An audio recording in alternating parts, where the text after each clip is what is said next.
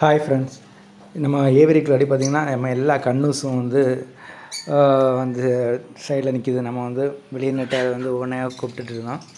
So பார்த்திங்கன்னா small கண்ணூரில் இது நம்ம ஜானி நிற்காது, ஜோனி தனியாக அங்கே போயிருந்தார். அதுக்கப்புறம் பார்த்திங்கன்னா அடுத்தது ஒரு ஸ்மால் கண்ணூரில் இன்னொரு டைப்பு.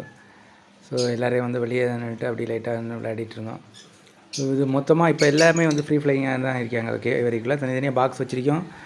எல்லாமே கேஜஸும் உள்ள தனித்தனியாக இருக்குது. இருந்தாலும் நமக்கு பார்த்திங்கன்னா ஸ்டார்டிங்கில் உடம்பு மாறி மாறி கொத்து பிடிச்சி அப்படி தான் இருந்துச்சு. அதனால் என்ன பண்ணோம் அப்படின்னா, ஃபஸ்ட்டு ஒவ்வொரு பேராக வெளியே விட்டுருந்தோம். ஒரு பேரை கூட இன்னொரு பேரை வெளியே விட்டு அவங்க முதல்ல கொத்து பிடிச்சாங்க. அப்புறம் கொஞ்சம் செட் ஆகிட்டாங்க. அப்படி அது மாதிரி அதுக்கப்புறம் அடுத்த பேரை அப்படி போய் விடும்போது டிம்மி தான் கடைசி எல்லாரோடையும் செட் ஆகாமல் எல்லோரும் ஒன்று சேர்ந்துட்டாங்க. ஆனால் டிம்மி மட்டும் அவங்க கூட மிங்கிள் ஆகலை.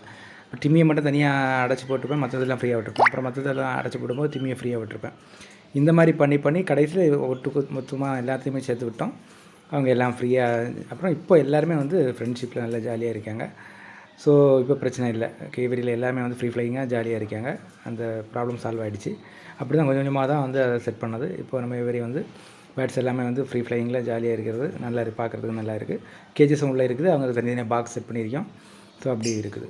ஓகே ஃப்ரெண்ட்ஸ், வீடியோ பிடிச்சிருந்தால் லைக் பண்ணுங்கள். அப்படி நம்ம சேனலை சப்ஸ்கிரைப் பண்ணுங்கள். Thank you friends.